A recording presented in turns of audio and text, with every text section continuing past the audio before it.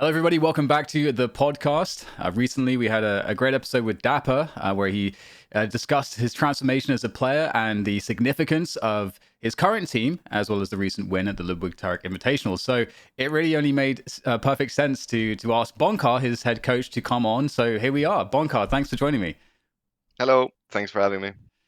Yeah, I'm so excited to sort of get into everything you've been doing with the team, and because again, like I think having that interview with Dapper, I think it really sort of, I mean, to me especially, I can kind of see it on the outside looking at the gameplay that this team's very disciplined. That's kind of unusual in the sense that given how young the players are. And then also this extra layer of, wow, it's not just that the team is disciplined, but there seems to be kind of almost this that they're doing more than you would normally expect. Like they're doing more in terms of discipline than normally would even make sense for most young players to kind of naturally do. So there's clearly something going on there in terms of the values of the team, the philosophy, the system that goes a bit beyond that. So, and that makes me really happy because lots of teams don't actually go that far, and it is hard to do it. So we're going to get into that for sure. But first of all, for those that don't know you, because you are a head coach, you're a bit more behind the scenes. Where did you come from? What's your career been like up until this point? So I come from like when I started playing video games, yeah, it was Quake when I was about 10 or 11 years old, just for fun. And then I played a lot of Counter-Strike 1.6, and I played CS:GO, and then I had a long break without playing any video games.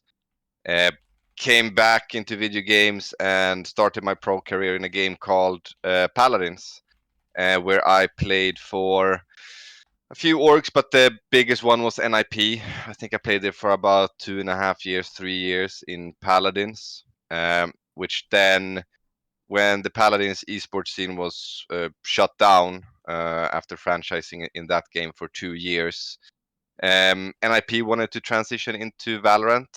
They asked the old Paladins team if we wanted to transition into Valorant and try it out, and I was super hyped about Valorant because I thought this is gonna be like Counter-Strike plus abilities. It's gonna be like a mix, yeah, because I got really tired of Counter-Strike. It was just the same things over and over and over. Transition into Valorant. We did the NIP team. Went pretty good in the start with NIP with the Paladins guys. Fish 123 was obviously dominating, but we were like third, second there with the Angels team that he had, which then we ended with NIP, I think 2021, right before the summer. I created a team without the org together with Yasin from Sweden. We brought in Safe and Leo first from Counter-Strike. Like, I knew them from CS because I played against them like in Faceit and stuff, so I knew who they were, and I saw that Safe had played a little bit of Valorant on Yasin's stream, like in the beta. So we asked them if they wanted to transition and like kind of learn the game together with us. Yeah. So we played with those two, and then we had Melonhead together. Went pretty awful in the beginning. Yeah, like we played the first tournament ever together as five, and we got immediately knocked out in a open qualifier. And but even then, I saw the vision with them, and I was like, yeah, this is gonna be pretty good, to be honest. Uh, we became good without the org. Then we joined Guild, added Draken, had a good year in Guild. Unfortunately, we kind of fell at the last step all the time when it came to qualifying for LANs. You know, like we were always the team that just missed out on the LANs pretty much every single time. As well, in last chance qualifier for champs, we came second behind Liquid, which sucked.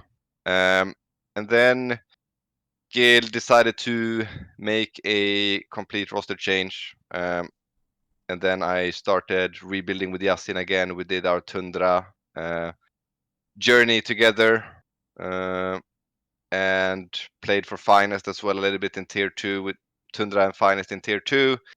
Then I played without the org for a while again, and was kind of floating on if I wanted to continue playing, or if I wanted to transition into a coach position.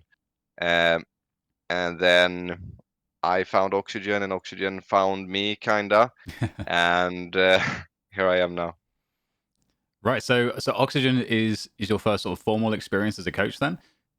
Yes, it is. Okay. Okay. And it didn't sound like you necessarily felt like compelled, based on your story, compelled to be like, oh, yeah, being a coach, this is something that I'm pulled towards massively. It seemed like kind of like a crossroads where can I continue as a player? What would make sense with the skills and knowledge I have now? And you kind of landed on coaching. Is that about right? Or did you already have a Uh, sense you already felt like you were thinking about coaching for a while? yeah, so I mean, I always heard people around me just saying like you would fit as a coach, perfectly with your traits and stuff that you have. Yeah, and from experience now, when I was IGLing, I kind of did a lot of like the coaching stuff as well when I was playing at the same time.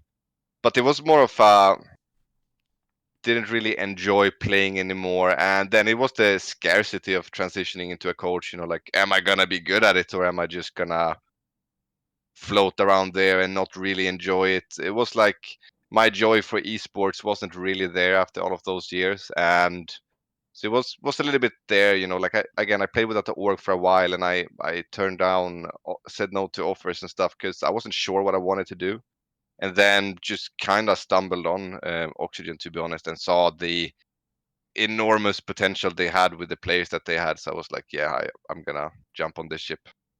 Awesome. Why do you think it was, by the way, that quite a few people around you said you'd be a good coach? So what were they talking about? Uh, I mean, first it was my fantastic agent, who, oh, sorry, my fantastic agent who said it to me that I would fit as a coach, with my personality traits and like how I move forward with the team. And then also players that I played with before and worked with before said that I would be good as a coach and that they could see me coaching. You have Safely, Yasin, all of these wonderful people. Then on top of that, it was actually from I had some interviews with orgs, and one was with Wild that I spoke with quite a lot. We had a good relationship together. We spoke about Valorant in general, me and a guy there, and he mentioned to me many times, like you should probably transition into coaching. Sounds like it fits you really well, etc., etc. And then with all of that pushing, I guess it just pushed me over the edge. Right. Yeah. Yeah. That's often how it can be. Yeah. How did you perceive coaching going into it? Did you jump into it sort of with your own sense of what you felt like would make a good coach, or did you take inspiration from any coaches either in esports already or traditional sports? How did you sort of approach the transition and the journey of making yourself a good coach? Yeah. I mean, S- So first, when I started coaching, I just thought to myself, everything that I wanted from a coach when I was IGLing and I was playing, like I am going to give that to my IGL and my team. Yeah, so I knew what I wanted, so I thought to myself, I'm going to bring that to the table, and then obviously I have to get to know the guys and especially Mitch and provide what he wants. Uh, but then also what I brought is like from some mentors throughout my life, from ice hockey coaches, from my normal work, also from a guy that I played with my entire Paladins career, Bird, who was also my coach in Valorant for a brief time. I brought a lot from them and what they showed me that good like leaders and mentors should do, and then kind of just learned along the way and implemented my stuff to that as well. Amazing. Well, what have you found has been sort of the stuff that has been the most important? If you had to name just a few things about being a good coach that in your, I suppose maybe expectations you had when you started the journey, and then sort of how things are now. Does it match up in terms of what you felt like was really important in terms of being a good coach? I mean, so it was a little bit different as well because I come from Europe, yeah, and I've always played in the European scene in Valorant. So jumping to NA, I did have some like uh, my mind was like preset a little bit on like a few things. But the biggest thing that I really wanted to bring into a team when I was coaching, because learned from past experience that maybe you shouldn't play so undisciplined and you should have all of these rules, etc., is the discipline part that I really wanted to bring in and like force into a team and see where it could lead, to be honest. Okay, well, yeah, we can just dive straight into that then, because in my experience, it can be it's you know, it's one thing, you know, to say to a team, or you know, oh, you know, discipline is good. You know, everyone knows that, you know, discipline's important, to be able to stick to the right kinds of practices to, you know, consistently gain value, and to, and so on and so forth. But it's another thing entirely when you're trying to get this value into the players on day in, day out. You know, like how, because you have to actually do something. It's not just, oh, guys, you need to be more disciplined. It's like you actually have to do things that reinforce that behavior in the practice, in your one-on-ones with the players, the philosophy, and so on. Like, it's not just this simple thing as saying be more disciplined. So when you approach this idea of this with the team, how did you implement it, and initially, and was it difficult to get it started initially, or how did that process work? um, I'd say it was a little bit difficult in the beginning, but honestly, everyone in this is just shout out to the players. They caught up on it like immediately because we felt like this works for us. This is exactly what we need. So everyone just got on board with it immediately, which made it a lot easier. But like implementing it, it's everything. Yeah, my style is very definitely very rough and very hard with the players. You know, like I don't like sugarcoating. I don't like wasting time. I hate fucking wasting time. You know, everyone needs to be on time and all these things, but it's a constant grind of every time you see something or you see someone. It could be in the game, outside of the game. Every time you see something that's just not good, like you see this is a tiny problem, you have to pinpoint it and mention it immediately every single time, basically. And that comes with a lot of different protocols that I have, you know, pre-prac, pre-officials, game plan when we go into prac, how we practice, why we practice, all of those things. So it goes super deep, but the broad thing is as soon as you see a tiny problem, because in my experience all the small issues just leads up to a big problem eventually. So if you just pick all the tiny problems all the time, as soon as you see them, it is going to force discipline upon you outside the game and inside the game. No, it makes total sense. There's actually something it reminds me of. I think I read in the book Legacy where they talk about, you know, 100 edges. You know, it's basically, you know, the 100 small things that if you make sure to take account for them and to work on them, then you get a huge edge eventually, because it's like you said, but in the reverse. Like, all the small problems can compound into a big problem, or all of the small fixes can compound into a big benefit. So Hmm. that makes total sense to me, and it's, I think one thing that you mentioned, which I think is pretty interesting, is, and maybe is harder said than done, is you said the how, and then you said the why. Like, why are we doing this? Because that's, I think, speaking more towards the philosophy and the identity of, you know, who are we as, you know, when we put the jersey on, what does that mean? Like, what does it mean to be a part of this group of players? Like, what are we to each other? Like, because a lot of it can be about upholding a high standard for each other as well as yourself. So what do you have these sort of more esoteric discussions with the players when you're talking about your practice routines, or, you know, when you're being hard on them, and they clearly understand why at this point. But I guess what I'm curious about is, how did they learn to tolerate how difficult it sounds like you can be with these small things, with how you have described the why to them. Yeah, I mean, so it's not necessarily about being. I'm not correct all the time. I'm wrong so many times with so many things, even when I try to force you know, hard things upon them. Yeah, but we learn along the way, and we notice when I'm wrong or when everyone else is wrong. But the base fundamental for it is that no matter, you know, if I have a bad tone or if anyone else has a bad tone, like whatever we say to each other, it always comes from a good place because we all have the same mindset and the same philosophy now, that we want to be the best. So whatever I say to you, However I say it to you, it is because I want you to get better, so we can get better, so we can become the best. That's simply put, like that. Yeah, that makes total sense.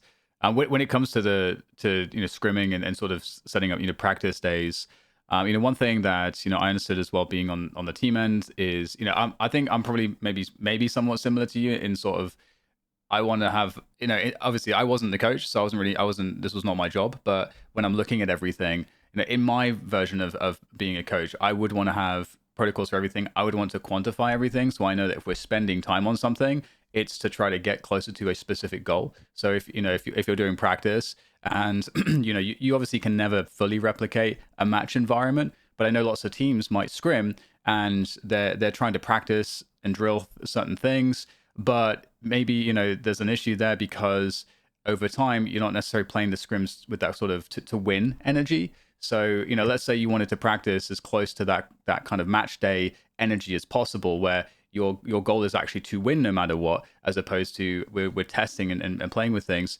How can you create a practice day that or how can you kind of layer the practice so that you're able to kind of track that effect essentially and see where maybe some of the issues are or are not, by replicating that environment as closely as you can. And similarly with like drills, like how do you know you're using your time effectively throughout the practice day?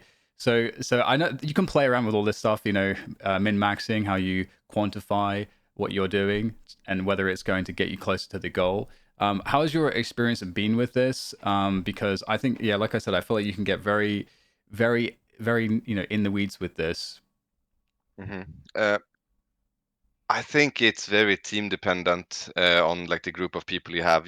Some teams just rely on confidence from practice. They need to win some practices to come in with confidence into officials, to then snowball into winning. Yeah, but I mean, the way that we have it right now, or since I started coaching, is that you do your practices to practice. Like, you have the mentality. It doesn't matter if you practice a franchise team or if you practice a tier 3 team. I'm very high on practicing the worst teams, to be honest, because they come in with the mentality of we need to beat these guys no matter what. We have something to prove. They're playing as if it's the World Cup final against you when you're just practicing set rounds and practicing rotations or whatever it is. Yeah. But in my experience, when you just grind out rounds all the time and you VOD review them over and over and you just fix reactions on reactions on reactions so everyone knows what to do in set rounds all the time, eventually you are just going to win in practices, even if your mindset is we're going into this prac to just win. Like, I I can do a lot of bad calling during pracs for us sometimes. Like, Mitch would be IGLing and like if he's in a good flow and like we're winning the prac, and I can just pause and say like, sorry Mitch, I want you guys to do this, to just throw them into the wolves to min maxing, because I noticed that Mitch is in a good place of calling or like anti-stratting, the not anti-stratting but anti-calling the Mhm. other IGL, so I can throw them into the wolf sometimes because I want them to. I mean, the hard explanation to it is, imagine that the other team is B stacking. I'll tell them, guys, we're gonna go B here now because we need to practice on it. Uh, that is going to give so much more in the long run than the short run of just practicing to win all the time in prac. To be honest, we've only had, I think, one period of time where we actually tried to win in prac, and that was when the champ teams were here. It was for the guys to individually measure themselves against the best teams in the world and the best players in the world to feel that they're there or close to being there individually, to gain confidence. Oh yeah, that makes total sense. Um, I love what you're saying, in terms of how you kind of basically mesh it all together, sort of behind just this idea of we want to be as good as possible all the time. And I think for me, what might be one of the interesting balances there is that requires, I think, the most level of focus, because you're kind of asking that the players are trying to put their all into it. And when you have like long practice days, it can definitely be, I think, difficult to make sure everybody is focused.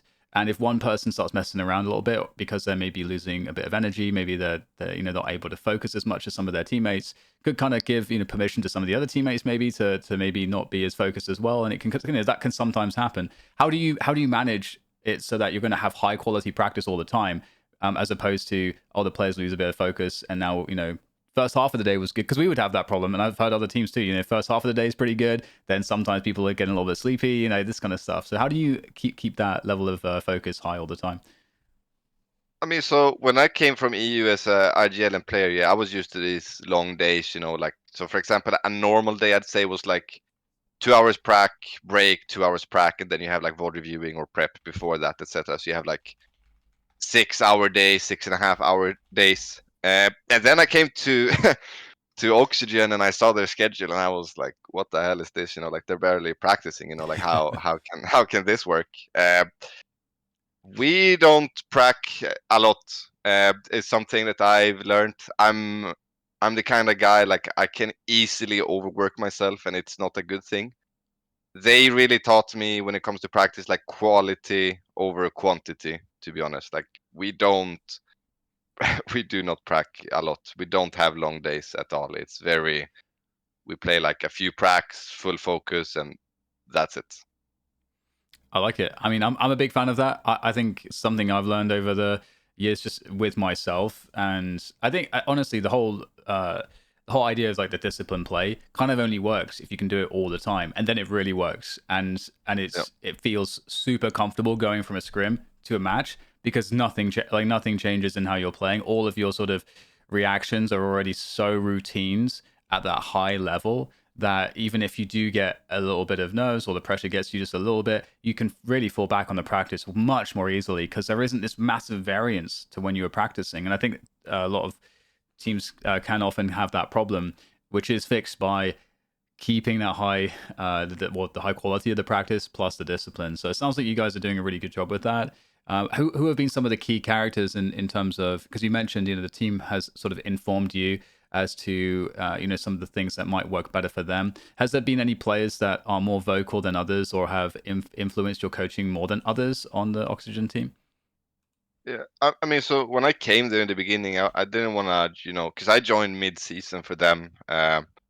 I didn't want to come there and like just shake everything up, like I wanted to take it gradually. So when I saw their schedule, it wasn't like I said, "Yo, this schedule is bad. Let's not do this." I adapted to them and their comps in the beginning and stuff. I'd say that they're all, I mean, kind of equally uh, vocal. Scuba is a bit more quiet. dapr is definitely more vocal now that he's coming to the team. But I'd say Mitch, Verno, Redux, they're all kind of equally vocal. And then having Rustin by my side has helped a lot as well, because as I said, I can be very extreme and I can easily go over the edge and I can sound like a complete dick sometimes, and I can be super stubborn and things like this. And he's really good at just balancing me out. Even when I talk to him, sometimes it's the same thing. He can, I mean, it happened last time yesterday. He had a vision on Breeze, and I said like, yeah, that's just not it. And then 4 weeks later now, we're on Breeze, and someone else says it, and I said like, yeah, that's the missing piece. And he's like, I said this 4 weeks ago, and you said some things to me then. And I'm like, yeah, sorry about that. It it happens, but I'd say definitely a good relationship with Mitch and Rustin has helped a lot, and especially from Mitch for just trusting me with a lot of things. I know myself, when I was IGLing, I had trust issues with people controlling around me and stuff like that. So that's a big one. Yeah, I was going to mention actually the one of the things that I've learned too is, and I think honestly it's just intuitive. It doesn't matter if as much if something that you're saying is not like tactically strategically the best thing, but it just matters that everybody is pulling in the same direction and has that buy-in Yeah. in the same direction. And that's also something I have run into. I know we had moments like that with 100 Thieves too, where there was like, even though everyone's doing the same thing, because at the end of the day everyone's got to lock in the comps that we agree to. It was the case that trust can be in a place where some of those players will be doing it, but they don't really truly have the full buy-in, and that definitely has an effect. And so for your team to have the quality that there's a trust and respect there, that someone can give up on an idea even if they're very strongly a believer in it, because they're respecting the chain of command and they're respecting that pulling together is more important. That's a great quality, and I mean an essential quality to a performing team. So it's really cool to see that you have that. Is it the case that you really had a big impact on bringing up the really young players on your team? Because this was something dapr mentioned, is that he was absolutely shocked at how you're, how you've got these super young players, but just sort of out of the gate they seem to be really adopting the disciplined playstyle, which again, that's why it's shocking, because young players tend to not default to that. So what's your experience been like with training up the young guys? I mean, I can only provide the tools, and then it's up to them how they use it. Both Redux and Verno are super intelligent guys, and they're super nice guys, and they both just want to improve inside of the game and outside of the game. I'm a true believer of if you get people to move forward in their life outside of the game, they will move forward inside of the game as well. It goes hand in hand. Like when you're running around on a server, it's your direct reflection of how you're feeling in real life. So that's just up to them, that they've been working super hard and that they've been listening and trusting, even when I'm wrong in a lot of situations. Like they just trust it, and then we go back to it, and it's like, yo, this might not be so good, and then we fix it. So it's a lot on them, to be honest. I don't want to. I've definitely pushed them in the right direction, but it's just like I do with everyone else in the team. Like we just push each other in the correct direction, and they just snapped up on it and started implementing it, and it was super good. Amazing. Yeah, it looks like the team looks like it has incredible potential. And with that said, how did things come together when dapr joined the team? Why was he such a catalyzing factor? Where, because it seemed like when he joined, it felt like it was a missing piece that just got connected, and now you have sort of a full of the full picture. So why essentially, Yeah. what was missing? I mean, basically, we were missing the fifth player, but we needed someone to fill the gap behind Mitch, kind of like with that. There was a gap behind Mitch. Mitch was super vocal. The in-game leader, leading everyone on the server. He didn't have anyone behind him. There was a gap until the next ones when it came to how vocal they were, and gameplay-wise, also outside of the server. And I mean, we trialed DAP during the when champ teams were in NA, which was I honestly didn't think we were gonna we were gonna get Dapper, so I'm happy about that. But we just saw that he could mesh up with the champ teams individually and everything that was there. Like you saw him, he's been there, he's probably still is there individually. For me, it was more of kind of waking him up again, to be honest, because going from the top like that, and then like you just, I'm not sure 100% sure about the Sentinel story and all of these things, but just going down, down, down, and then being unlucky with some teams here and there. It happened to me as well from guilds. So I know that feeling. So I just knew that if I just get him into the right direction again and like bounce him up and get him to his peak performance, then he's going to be exactly what we need. There was some struggles in the beginning because he knows how good he is, and he brings a lot of experience to the team and like how to play the game, etc., etc. So in the beginning it was a lot like, no, we're not gonna change things, like you're gonna learn our way first and then we'll move on to your ways. And I'll say it's especially visible on defense. Like he just fixed a lot of our defense with his sentinels, and the way that he plays Viper, the way that he rotates, the way that he communicates on defense has just improved our defense by a mile, I'd say. Nice. Yeah, that it's I love how it's come together, especially because I've been watching and co-streaming the IEM Katowice tournament in CS, and I haven't been sort of watching the tournaments as much, since I've been so involved in Valorant. But now I'm getting back into it a lot, and it's one thing that I'm just really appreciating is the fact that obviously CS has been around for a lot longer than Valorant, but I think it also creates there's a lot of opportunities in CS if you do drop off as a player. You reach a peak and you drop off. Like there's a bunch of players I'm like, oh wow, this person's either gone to coaching and is finding a lot of success, or this person has joined other teams and they're actually an older player, like 28, 29, and they're actually looking better than ever, even when they were at their previous peak, and they're now kind of on the up, really breaking through tier one really effectively. And just seeing those opportunities is a really beautiful thing to see. And with Valorant, with the ecosystem, I feel like it's at the moment, at least, again, it's a younger game, but just based on Riot's approach too, means that there's probably less opportunities for that to happen. And Yeah. so to see dapr be one of those stories where he does have that huge peak and then gets an opportunity, I think it's so cool, because not only is it just amazing for dapr as a human, but it's amazing for the history of the game and sort of just not losing the experience and wisdom that a player who like dapr has. Because if he just dropped off and there wasn't really anywhere for him to go, no team that could salary him, no argument for him to stay in professional Valorant, you'd lose that all of that kind of you lose his career, his history, his presence in the Yeah. scene. So it really enriches the scene, I think, to have moments like this. So it's really cool to see, and it's great to see that he's giving the team so much. And with that said, you guys won the Ludwig Tarik Invitational, and Moistex Shopify have definitely been kind of keeping pace with you guys. What's your take on them as a team? Because they've been great rivals to you. It really seems like you've both been pushing each other like pretty hard. So how has that rivalry been for you?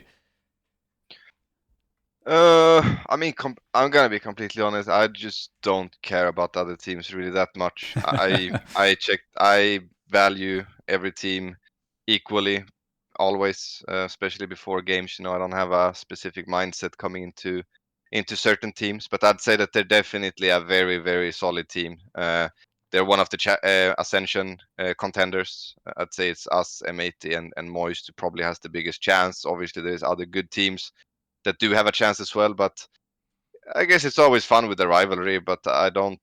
Again, I see it as a normal game and like game to game all the time, especially during this off season. It's always nice to win and always nice to get some quality games in. But it wasn't like, again, we had a very, very long off time during all of these events, to be honest, and it was just old stuff, old meta, and things like this. Yeah, that's actually a really great point. The length of the off season for the challengers teams was really wild. I think that's actually one of the things that was so interesting to see, is that you guys didn't lose pace in terms of trying to focus on putting time in and improving, despite the again, this massive like a void in the playing calendar. So with that said, again, you guys kind of made it look like you're in season with the practice, with the match quality and the improvements and so on. How what was the mentality going into all of that? Yeah, I mean, so that's a perfect example of discipline and everyone knowing exactly what to do. Like we practiced when the champ teams were here, and then we practiced not all the time, but now and then up until the Sentinels LAN, and then from the Sentinels LAN all the way up to Ludwig, we had like maybe, I don't know exactly, but maybe between 12 and 15 practice days in total, and we have very short days. So when we come to a tournament like that, obviously people are playing ranked and they're individually not in peak performance, but they know how to shoot headshots. So when you have a disciplined system and everyone knows what to do, it doesn't matter if you had a lot of off time. You just go straight back into it, into your system, into your philosophy of the game, and everyone is just on board immediately again. It's like second nature to everyone, so it doesn't matter if you had that much off time. It's honestly something that I was a little bit scared when we when we talked about how much off time we were actually gonna have from practice because of how the system was. I was like, yeah, this is a little bit scary. So we had a long off time from Sentinels to the online tournament that we played. I don't remember exactly what it was. Oh, it was the Sean Garris tournament. Yeah. So I was a little bit scared going into that one. I was like, yeah, we had a lot of off time. This might be a little bit sketchy. And then we won it. I was like, that's fantastic. I'm super impressed. And we were like, I think it was about that time we found out when Challengers was gonna start again. So everyone was like, yeah, we might as well take off time again to not get tired of the game, or get bored of each other or tired of each other, because that happens in teams all the time.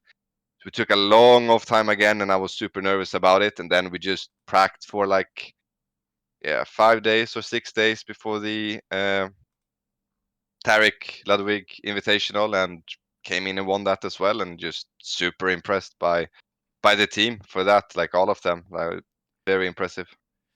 Yeah, yes. Since dapr joined the team, you guys have had really great results throughout all those off-season tournaments. I mean, the Sentinels invitational, you guys lost to Sentinels, but really outside of that, you pretty much won just everything else. I think you've only got one loss to Moist X Shopify at the Ludwig X Tarik Invitational, but came back. And I know that with that game as well, I think you guys felt like you defeated yourselves a little bit. Yeah.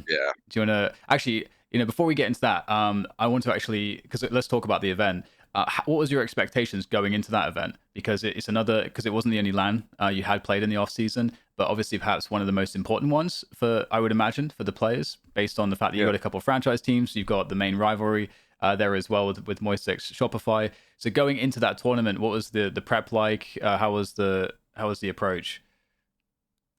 Uh, Honestly, it was, we were considering not going because it was getting closer to the challenger season, and I voted no to go in there, to be honest, because I Ah, said I have a lot of, like, we have a lot of new things that we need to do and start practicing, and if we go there, we're gonna push that even more, but they wanted to go because of the experience on LAN and stuff. They valued it more, so we ended up going there with just, the prep was just old stuff, go through all of the old things when we practice again, we get the team synergy going.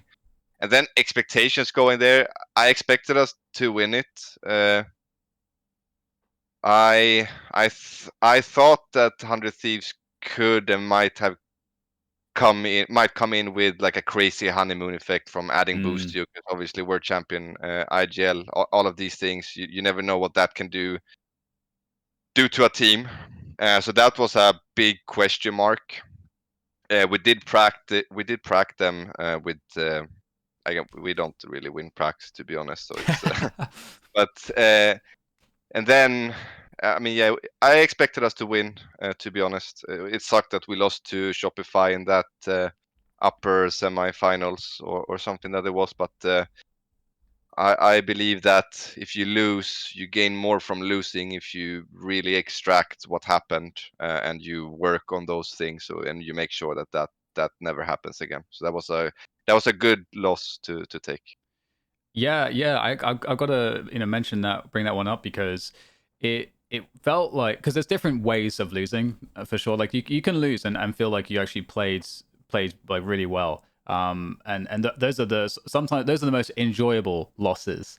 But then there are the losses where you feel like you like as mentioned previously, defeated yourself because you had the advantages, but then you sort of misplayed it, or you just made mistakes because of the pressure or something, like you weren't performing at your A game, so it feels like you left something on the table, and those feel the worst. And it did kind of feel like that was the sentiment on the team, that you guys had these positions of advantage that you should have been able to close from, but then it was actually in reality the case that you felt perhaps like you defeated yourself. So how did that impact the team? Because like you said, all of these moments are teaching moments. So I'm curious what the, like, did you guys have to have a talk about that? What was the recovery process like? I mean, I think the first thing is, I agree. We lost to ourselves. I think we ended the half in 9-3. Then we win the pistol and ascent attack, and they force buy, and we win against the force buy. And then they force again, and he has this 1v2 with the stinger. But Yeah.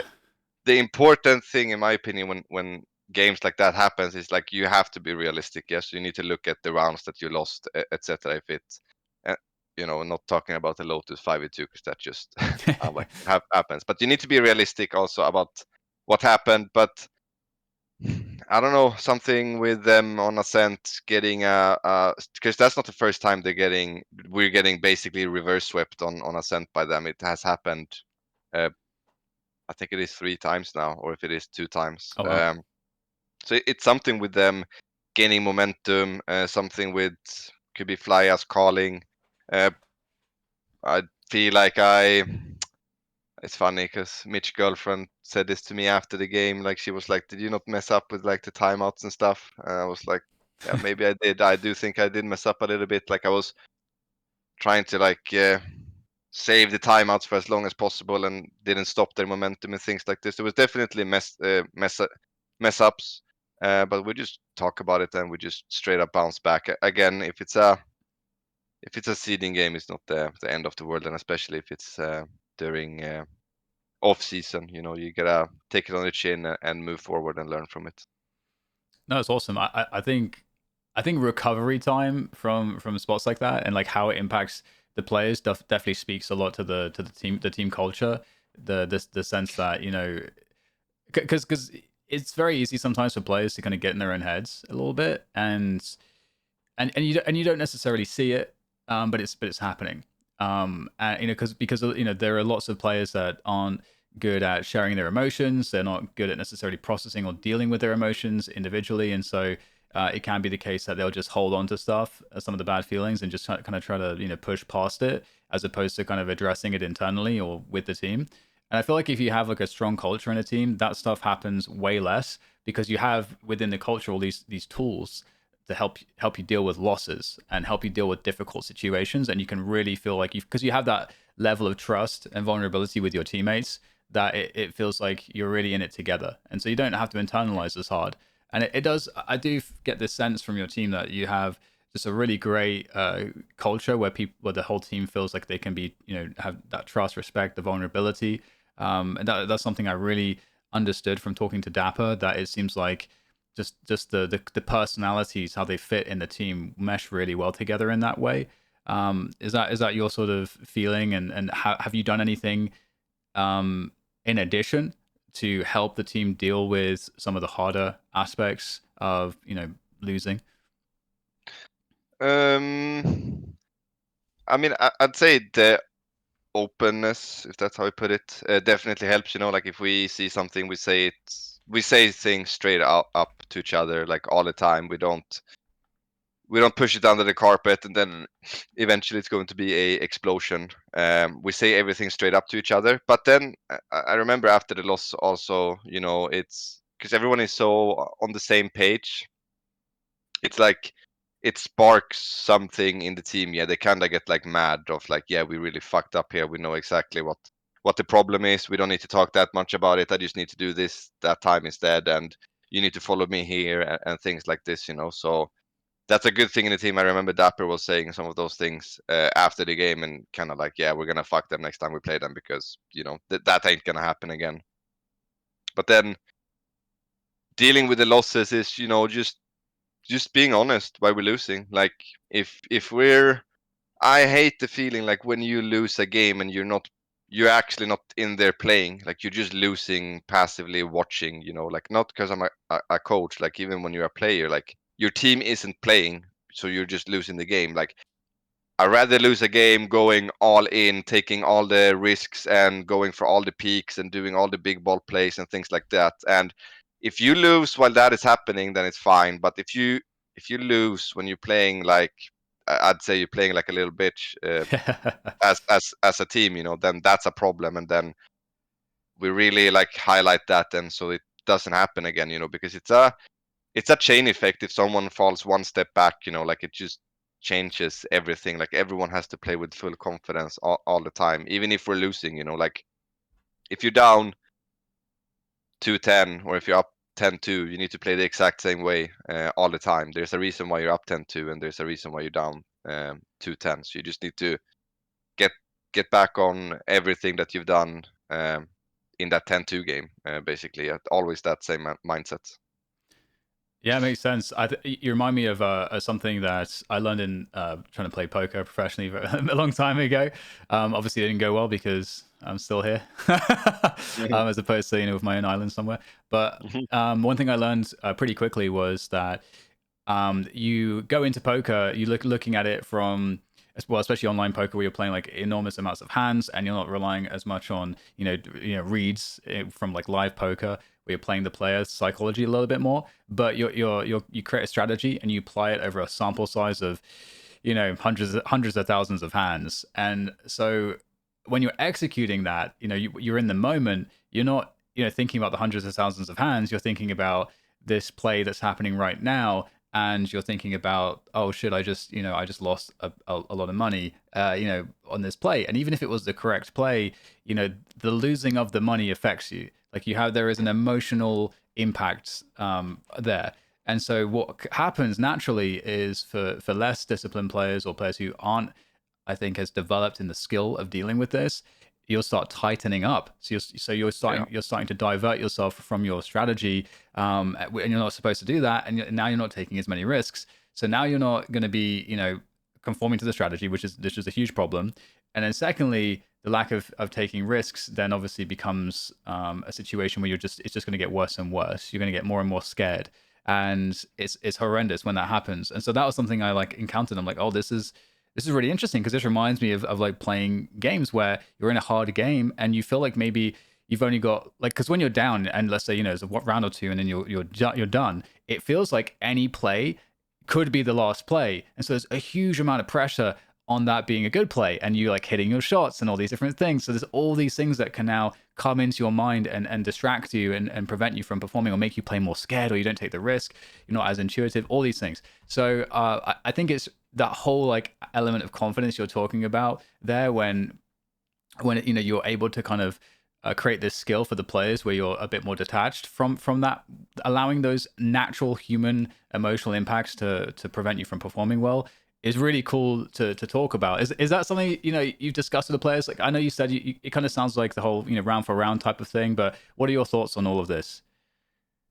Uh, I mean, I think it's very interesting, because there is something about fake comebacks in esports. Yeah, like you can be down Right. again 3-9, and the enemy team goes to 12-3, and then when it's 12-11, all of a sudden you lose a round. Yeah, it's because you're playing to not lose instead of playing to win. And there's a huge difference there, mentally wise and confidence wise, on how you played that last round. To be honest, because all of a sudden you're thinking, we can win this game. Like now we're playing to not lose this game. Like now we can actually throw when we're down 12-11. But if we lost it when it was 3-12, then no one would have cared. Like, okay, go next. But now when it's 12-11, then it's different in your head. I don't think I've talked like anything specific about that, except for a few things that we do with set rounds and like the mentality around those things that I don't really want to go into detail about, but not in general when it comes to those things, because it's been good in the team. Like everyone is laser focused in, and it doesn't matter about the score. I Redux really, like if you take the second game against Moist there, when we played Sunset, like he really made sure that that didn't happen again. Yeah, like he said a few a few things in the comms that made everyone check in. It doesn't matter what the score is. Like we're ending it here right now. It's not we're not on vacation here just because we're up by a few rounds.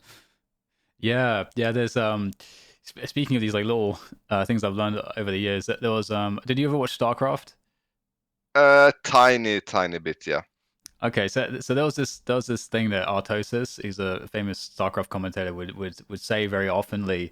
That's not a word. Very often, um, frequently, where if you're like, what do you do when you're ahead? He would always ask this question, and then the answer is you get more ahead. And this is the Yeah. funny thing, because when you're ahead, it's like you say, sometimes vacation mode kicks in, you relax, and that's what I love about the whole disciplined mentality is that the disciplined mentality when you're practicing is the best way to deal with this like real this, because it's like the losing in poker thing where you naturally get tighter. When you start winning, you naturally relax a little bit, because it's hard to focus so hard sometimes that you know, to get those advantages, that when you finally got an advantage, I feel like your brain is like, okay, I can kind of, you know, just take a little bit of a breather. And that's when, you know, you chase too hard for the eco kills, or you overcommit weapons to kill the players that are saving. You know, these types of things start to happen, and you start to and this is so funny because it's these small things that add up, because then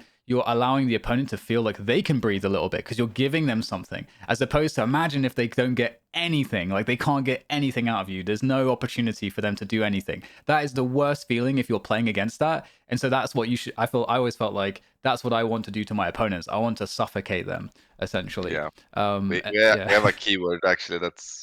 We have keywords in the team, and one of them is suffocate when we're Oh, in nice. big advantages. So yeah.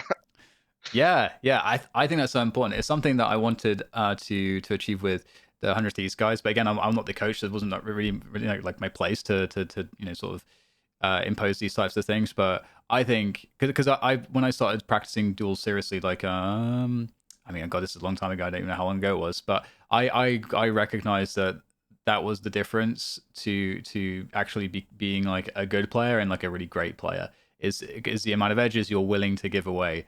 And honestly, if you're honest with yourself, then you know you're giving your, and I think that's a big thing, like honesty with yourself. That can be a hard one sometimes, because you got to be honest that am I really playing to the maximum potential right now? Because the whole point about winning is taking as many edges for myself and denying as many for my opponents, and creating that big difference between advantage and disadvantage. So I consistently am winning because I always have more advantages. So statistically, I should be winning 99% of the time. And you can only get there if you're like really honest with yourself about like the kinds of edges you're giving away. Because I feel like the easiest thing as a player is to not be honest, because if you're honest about it, it means you have to work harder. Yeah. Yeah. so that's A general thing in esports, yeah, is that a lot of players, and not only players, just people in esports in general, are kind of lazy, to be honest. In my opinion, we kind of have that. It's a young, immature sport.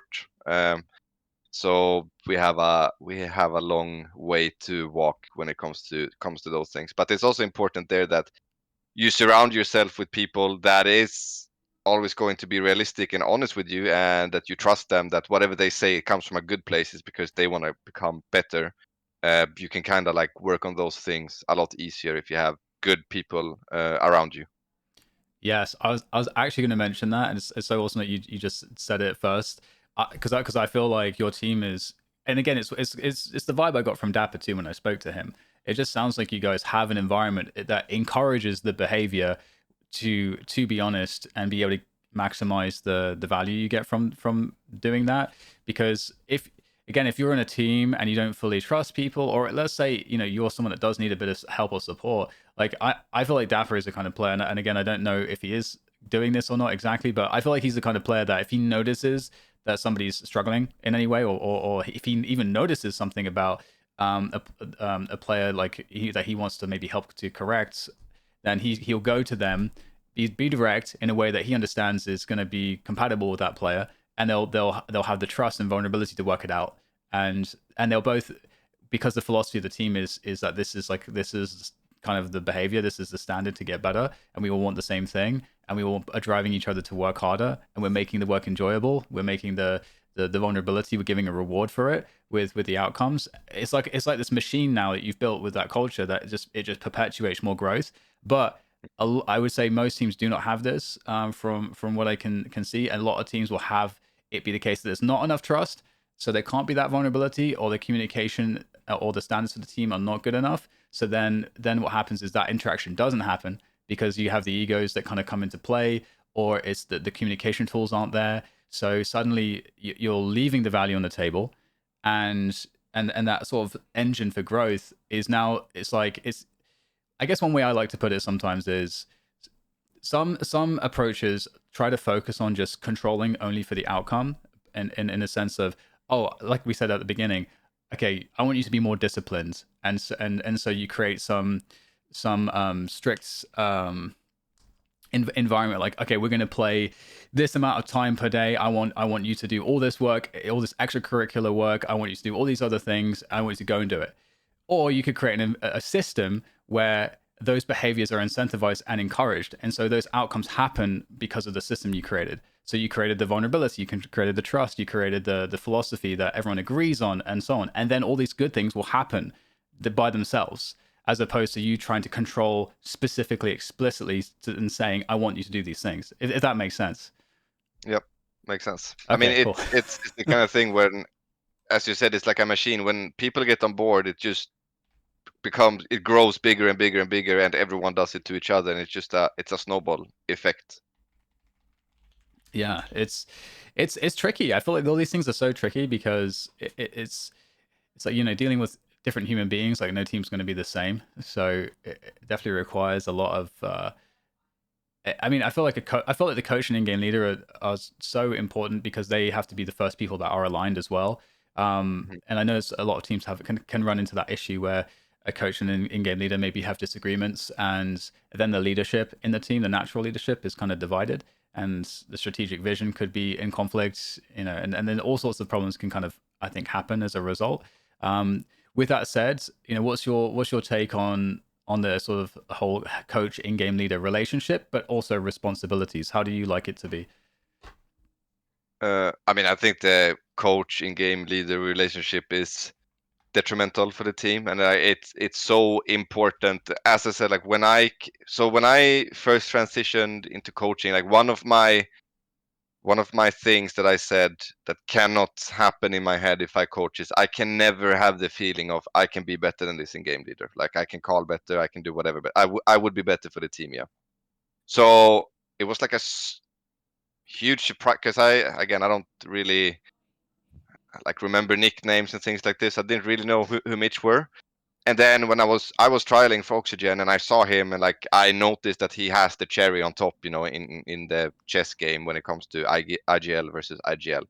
I was like, yeah, I'm not better than this guy. Like this can really really work. And then, as I said earlier as well, like him giving me all the trust of like kind of what I wanted when I played was like I just wanted a coach to just fix everything for me so I could just focus on playing and like just playing the game, because what a lot of in-game leaders do is that they're not only the in-game leader, they are the leader of the team as well, which is two completely separate things.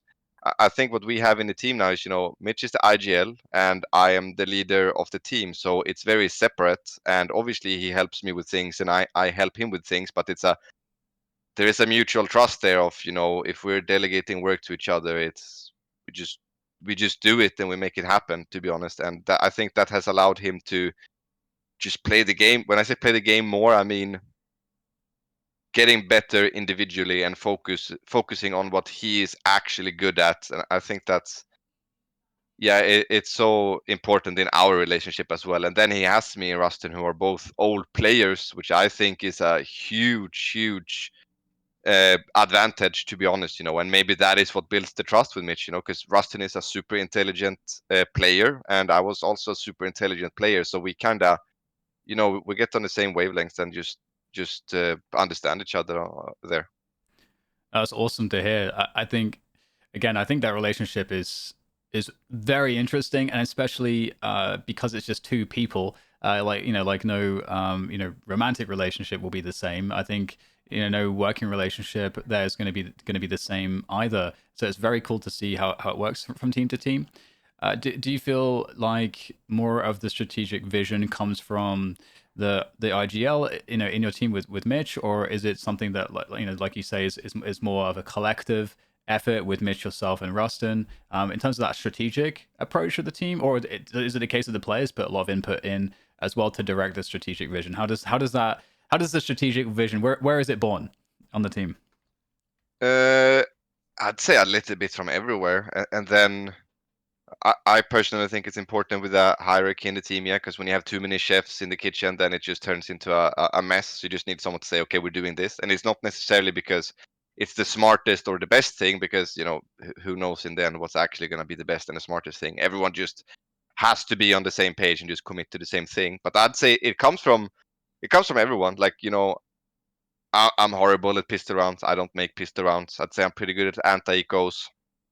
I can just tell someone, yo, fix new ult rounds on this map on this side with your agent, blah blah blah, things like this, and everyone does it, and then we test them, and if it's bad, it's bad. We remove them, and or we change them to make them good, things like this. But yeah, I'd say that's how it is. It's from everyone. I'd say it's mostly I have to say no to like a lot of things in the team. I'm the no guy, yes, to not have too many ideas and visions of the map or the game to be played, because it becomes a little bit weird then sometimes. So I'd like have to say no a lot of the time. But everyone has their individual things, that they provide, and then we just talk together in the team. Again, it's not necessarily about who's the smartest or has the best idea. In the end, it all comes down to that we are all on the same page, and a decision has been made within the team, and that's how we move forward. Period. Awesome.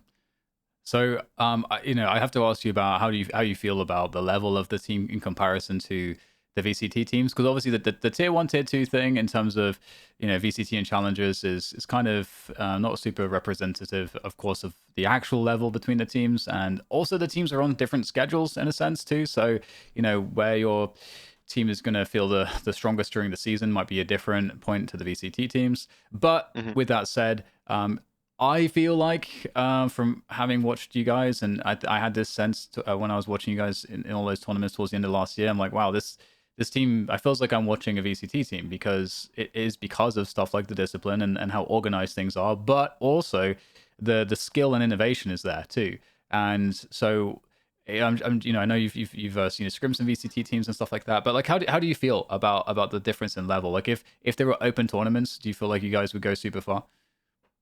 100%. I mean, no, I'm not only going to talk about us here. I'm going to talk about M80 and MXS. I can't talk about the other tier two leagues because I'm not there and I'm not watching it too much. I can't say there. But in NA, high tier two is definitely better than a lot of franchise teams in all of the regions. That's just how it is. Period. Like MXS, us, M80, we're better. I think now I can only talk for myself because I don't know really how good M80 or MXS are or going to be. But like right now, if we played in VCT, we'd probably be in the middle of the pack in NA and Europe. I think that's fair to say. Yeah, I completely agree I completely agree with that. Totally. Yeah. And I'm super curious to see how things will go this year with Ascension as well. I think it carries its own challenges in a way, because that does exist as a truth, and I think everybody sees it. I think the players must see it and feel it and understand that too. I think it would be dishonest not to, because I think that's really is where it is. So with that said, it feels like one of the challenges is, yeah, you've got these two other teams that you're competing against really for the spot right now, unless some other team comes out of nowhere, which is always possible. But for the Yep. most part, it's going to be those two other teams, and I'm sure a lot of the practice you're going to be getting is going to be against worse teams. A lot of the matches you're going to be playing, I feel like there's going to be a big gap between the level, and so you're probably going to just straight crush a lot of teams. And so I feel, to me, that feels like almost a dangerous time, in a sense that I would look at that and think, oh, there's a lot of opportunities for us to come off the gas, basically. So Hmm. is this a thought or feeling that you've had with how things might look during the year? Nah, for us as a team, not at all. We do not view it as that. As I said, like they hate me for it, but I force them to crack very low tier teams, college teams and things like this, to get off that mindset. It doesn't matter who you crack, it doesn't matter who you play, they're all the same, that kind of vibe. So for us, I'm not scared of that.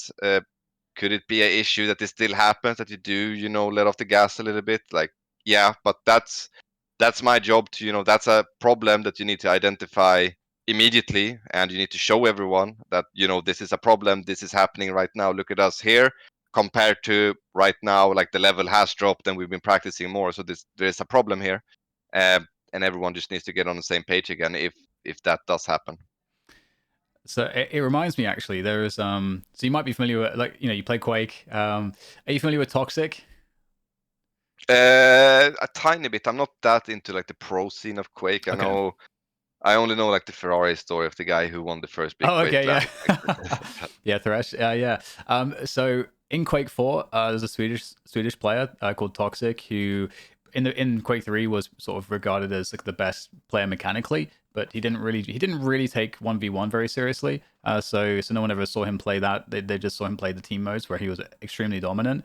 But then when Quake 4 came out, he decided he wanted to play the 1v1 tournaments, and he was just the best player. Like instantly was like basically had his own era, and he had an interesting approach to practice where he would not practice against any of the other pros. He only practiced against players he would destroy. Like he would only practice against, essentially like tier 2, tier 3 players, or even potentially worse at certain points. And the reason that he focused on doing that is because he he knew that if he perfected being in control of the map, and again, this is the kind of discipline thing again, then he would just always win. He would just never let go of it. He just like isolated this part of winning very hard, and so he turned crushing opponents in like these boring practice games into something that he leveraged to be a key tool in his success as a player. So, and he won like tournament after tournament after tournament after tournament as well. Super interesting. And so yeah, it reminds me of that a little bit, that there is a lot of value in what feels like a boring game, because like you said as well, like we are playing video games, so there is this expectation a little bit that of course we should enjoy the video game, but sometimes, the training, you're an athlete, sometimes it's going to be grueling, and sometimes that's where the most growth can be found. Yeah, I mean Yeah. it's kind of like summer training, yeah. When you're practicing and you're there to just grind, it will. What that the more serious you take summer practice, workout, whatever it is that you do in normal sports, the more fun the official time is going to be when you actually play in the league, etc. Because you are True. going to be better. So it's a it's a long term gratification thing, to be honest. That I think definitely the Zoomers and stuff, yeah, they kind of lost it, and especially in esports as well. So I think it's a very important thing to like push into it, that the long term is way better than short term. That's why a lot of teams practice not good, to be honest, because they want the short term feeling of, yo, we're winning the prac, we're dominating this team, this feels so good, but in reality it doesn't matter. Like it has no impact at all. Yeah, I think that's a great point. Another thing it reminds me of is there's this thing in team building, and this is scientifically documented as well at this point also, where if you have good experiences with a team versus bad experiences with a team, the bad experiences actually create a lot more bonding. Just because of the sharing, a difficult experience where you have all of these like dysphoric kind of chemicals running, going around in your body. You're stressed out, but the stressful experiences are the ones that bond teams a lot more than like having a dinner and having a fun time together. That's not nearly as bonding, and it's interesting because what you're saying about the hard training. I think again, if you have like a good team culture, like the value becomes that you're doing it together and you're going through this like a journey, this crucible together, and that I feel like takes the edge off of how hard training can be if there's that good culture in the team, and that vision that kind of helps to be the driving force all the time. Because it's something that I was trying to think of too. Is like, what can we do to have the team go through something that's really stressful, like deliberately, that they'll probably hate, but that they'll love that they went through it together. So Yeah. uh, it's a key way to put it. Yeah. So yes, it's an interesting thing. This like managing teams and stuff. It's so much more than the statistics on the VLR or HLTV page. All these intangibles, as people say. And this is something with dapr, for example. Like I feel like dappr's in like such a sick place because obviously he's a great player. In terms of an individual, very smart, very innovative. I think people became pretty accustomed to just like looking at a cipher and then seeing dapr because he Mhm. was so synonymous with just not the like just innovating that play style and all of the peaks, and just there's so much to that. But at the same time, like there's so much value to him as a player, like on a team, because of how his leadership is in the sense of, I feel like he does the best kind of leadership where he just does the thing, and then you want to follow him because he's got the charisma and he's leading by example. Yeah. And so there's so much value to having players like that that can bind other players together. Um, but it's so hard to like when you're looking to like build a roster, it's so hard when you don't know the person, like that. You only Yeah. know them on the stat sheet. So it's like it's very interesting. So you came into this team and it seems like it was you already had a bunch of players. Have you had experiences with building teams in the past? It sounds like because this is the first like coaching role outside of being, I guess, in the playing position. Has it been something that you've done or had good or bad experiences with? Yeah, I mean, so we made the NIP roster in Valorant, and then Mm. uh, we made the bonk roster, the entire guild thing, So Oh right, of and course, yeah. yeah, and then we made the Tundra roster as well, and then I was a part of making the finest roster, and then again the new bonk roster. So I've had a lot of experience with that.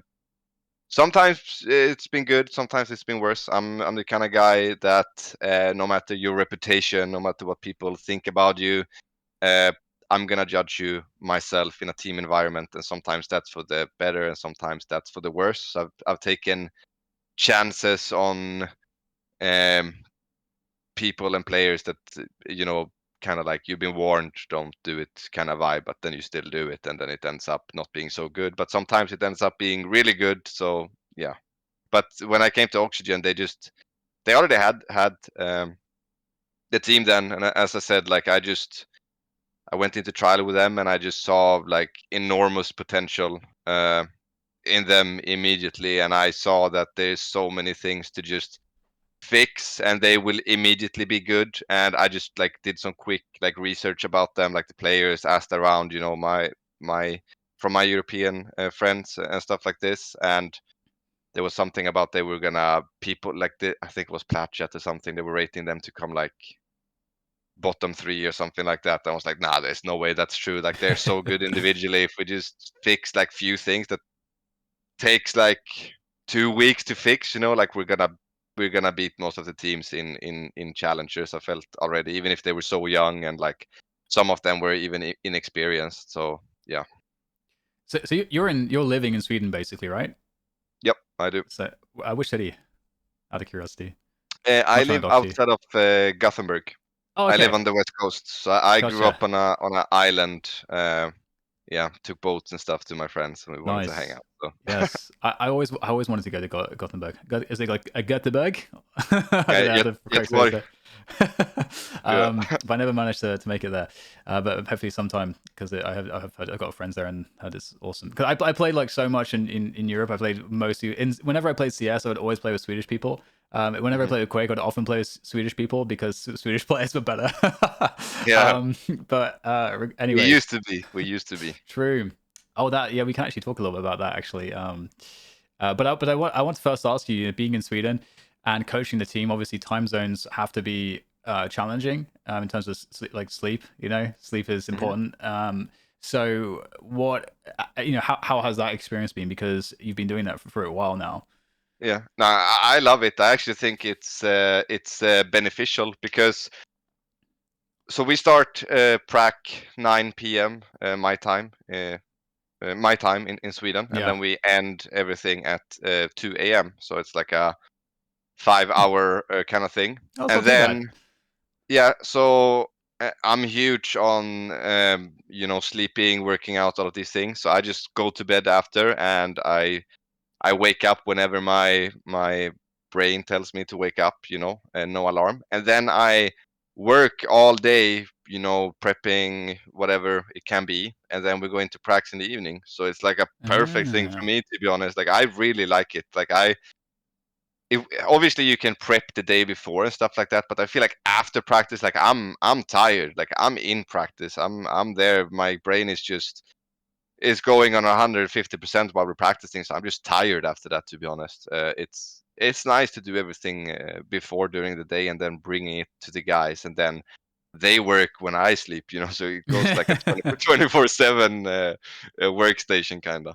That's actually really cool. Yeah, actually that makes total sense. I completely see what you mean. I would prefer it to be that way too if I were in your Yeah. position. I mean, in a perfect world, I probably would want to go to bed a little bit earlier, but at the same time, like just that whole sense of getting everything like done and doing all their work, but prep before practice. I feel like Yeah. that's actually really sick because you can really set.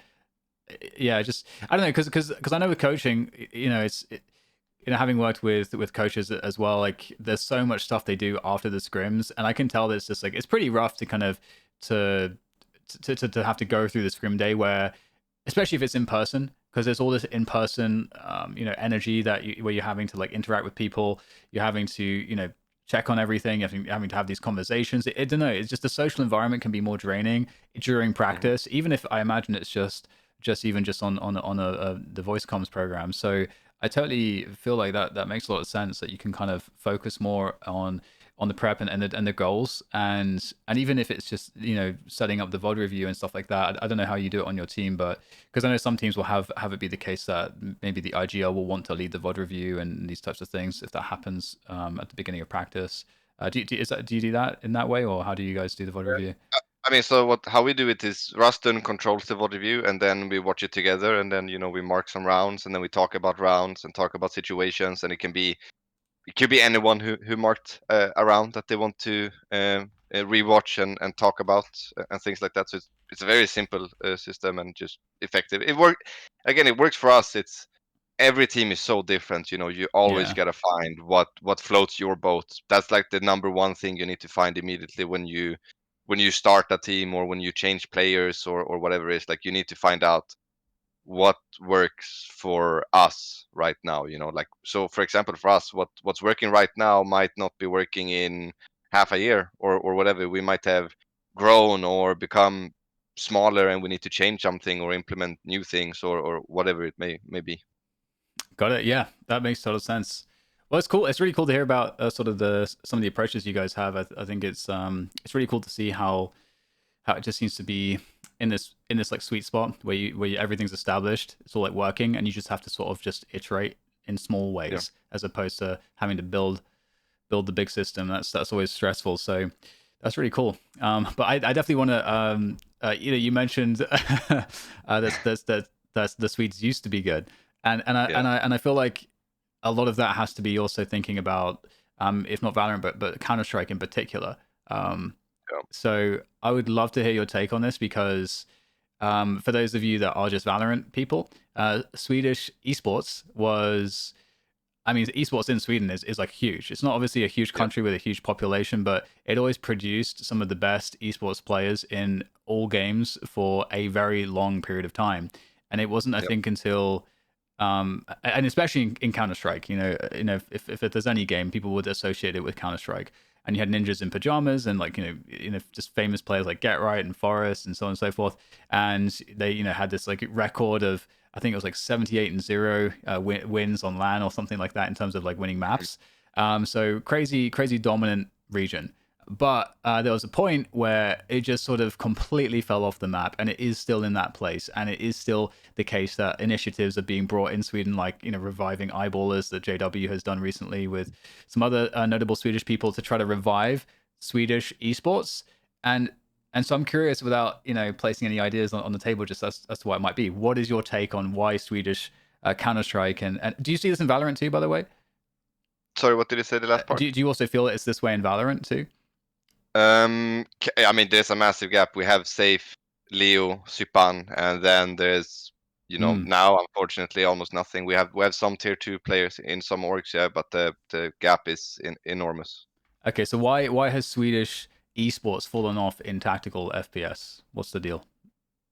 I mean, so I think that the reason we became so good in the first place is because we had really good internet super early, and it was like, we've always been a kind of a rich country, so we had computers and all of these things. So we had like good computers, good internet, and then obviously we had early LANs. DreamHack has been going since forever, and I don't know if it's still like the biggest LAN in the world, but it's a super big thing.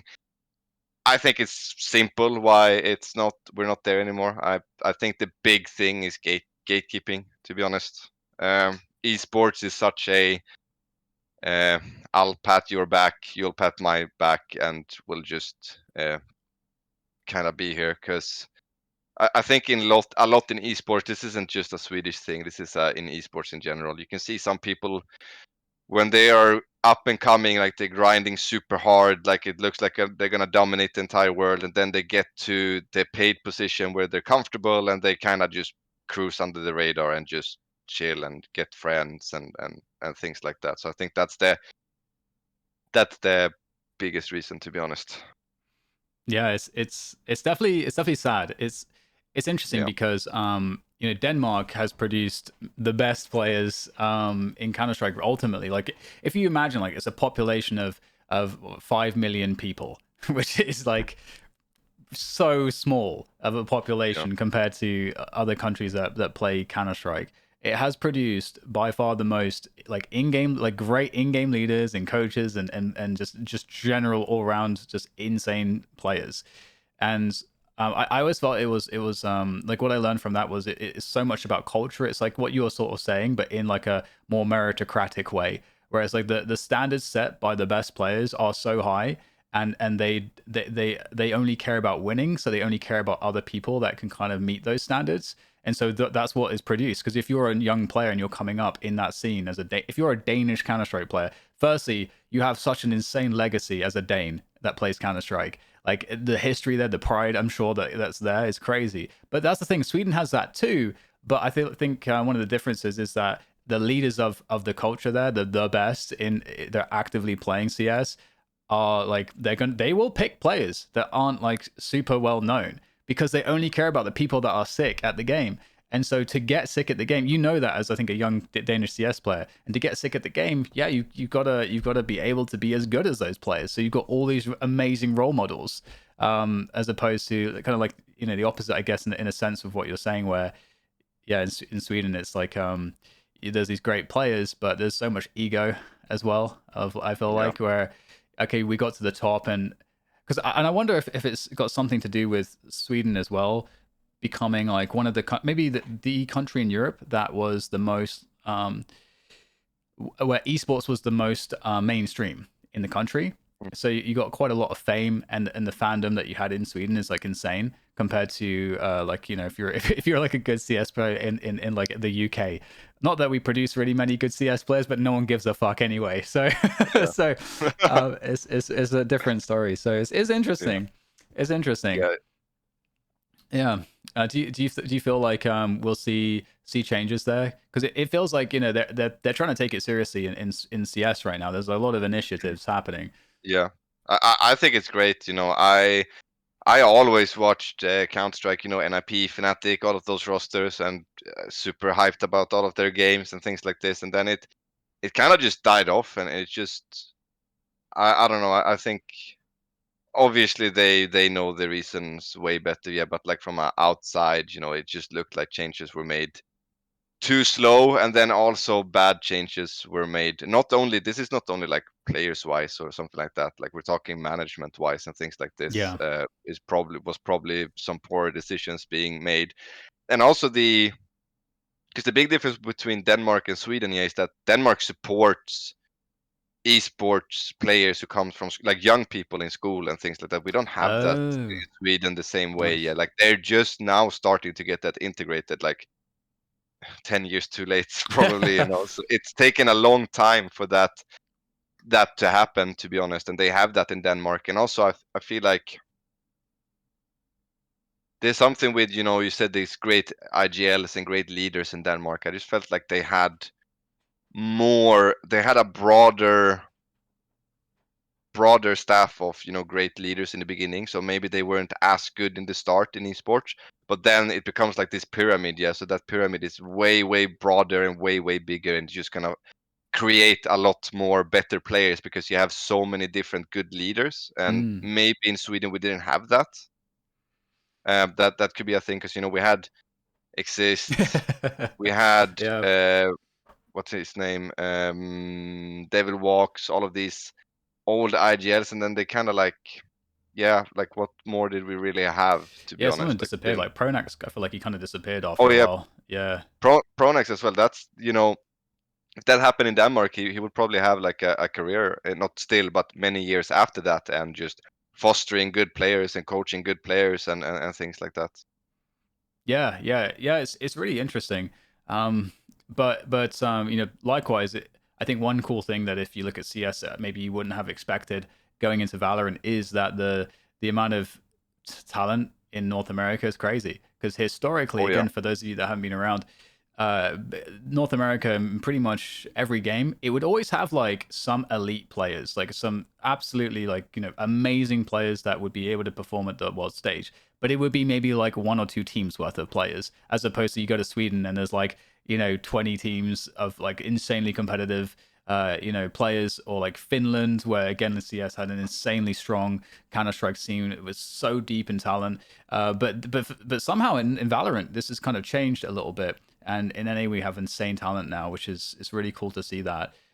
So that's really cool as well, because obviously you get to benefit because there's way more like good players to play against. And I think because there's so much dangerous talent, I think it does help to hopefully offset that ability for people to chill at the top, because there's just so many good players just waiting, just That's the lying in problem wait. with franchise, though, that there is this barrier of doesn't True. matter if you are better than the franchise players. Like, if they don't want you, then you're not going to play at the quote unquote highest level. Unfortunately, it's I mean, yeah, I don't know. I think it's a very flawed system in the way that they've done it, and it's very unfortunate, especially in NA where there is so many players that are franchise level, but there's only 5 teams in North American franchise. That's 25 players. Sorry, 25 players that can play in franchise, and then the rest is just left out. And there's way more than 25 players who can do it.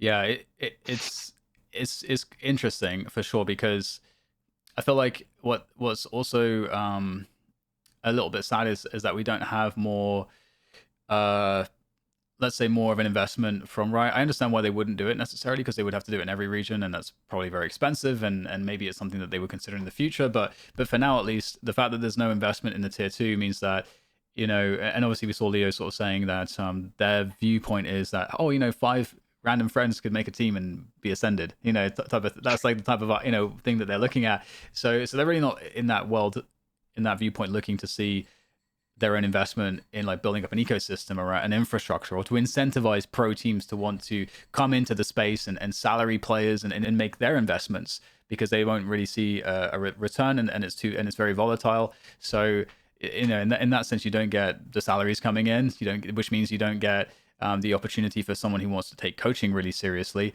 be able to. I mean, you'll get a bunch of amateur coaches, maybe you get some good ones, but they'll also be at some point faced with this dilemma as to, well, I don't know if I can get a job doing this, so should I keep spending my time on this? And eventually they'll have to leave if there isn't ways to make money from doing it. And the same thing can Mhm. be said for the players as well. So I don't think we've really seen the full effect of this just yet, but there is a potential, I think, that we lose a lot of talent, maybe to games where they can go and be like, I do want to be a pro player. Like, I see that I'm really sick, and I know that if I go to Counter Strike, I could give it a go and see, and maybe get more of an opportunity to get on a team. And on top of that, if you do get a player from tier two and you're a tier one team, they're not going to go through being on a team that has a system, that has like an experienced coach, that's doing some of the stuff that you're doing, bonkar, where you're helping to create systems and apply discipline, all these different things. So if you're a tier one team, it actually encourages the gatekeeping a bit, because you have no idea what you're getting.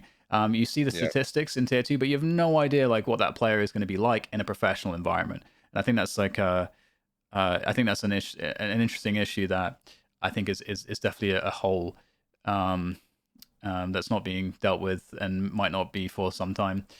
So Yeah, we'll see. definitely. I think it's gonna grow the gap between tier one and tier two. It's going to become most likely tier one and tier two eventually, if it keeps in this direction, to be honest, because the gap should just get bigger and bigger and bigger, because of the reasons that you just said, with less investment in tier two overall. I think NA is one of the good regions, because we have a lot of viewership in tier two, and the level is still very high. But who knows what the future beholds when it comes to that. That is true. Yeah.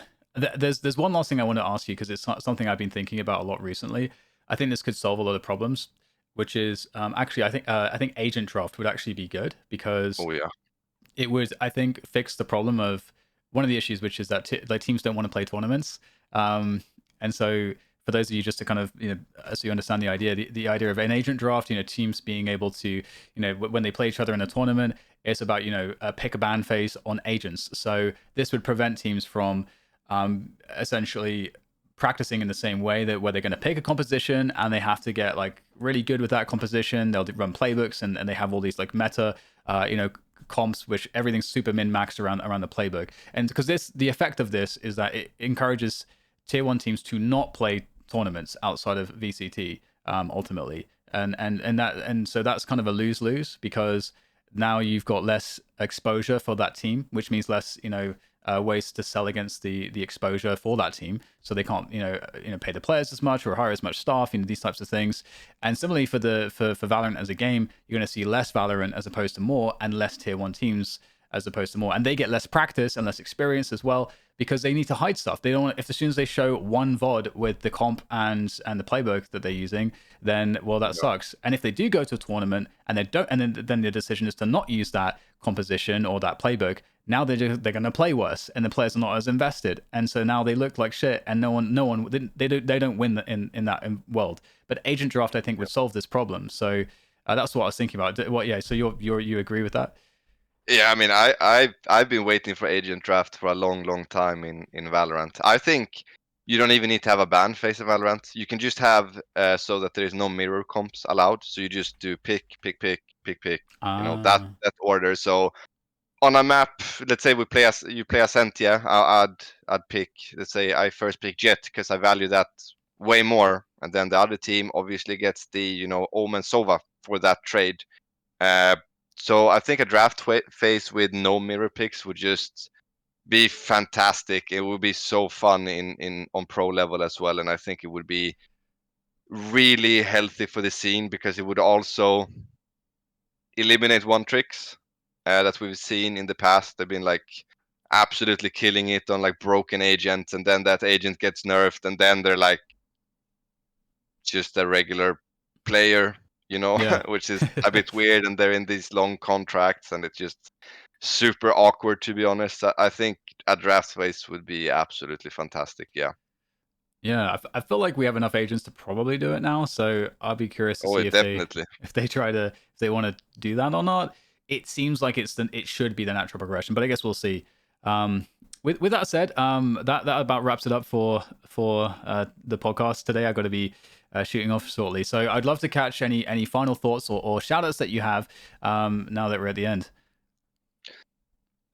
No final thoughts, but just shout out to my team. They're all amazing, hardworking. Also, shout out to Oxygen as a org for supporting us and believing in us during all of this off season. I think it should set a standard to other orgs that have a team during the off season. Definitely pays off, because it's shown with G2, who's the X guard, and it now shows with us and Moist X Shopify as well. So if you want a good team, then you gotta keep them during the off season. That's just how it is, plain and simple. Amazing. Well, thank you, Bonkar, for your time. It was an absolute pleasure speaking with you, and I can't wait to see all the damage you guys are going to be doing throughout the year. So thank you for all of that. Thank you so much. Thanks for having me. Cheers.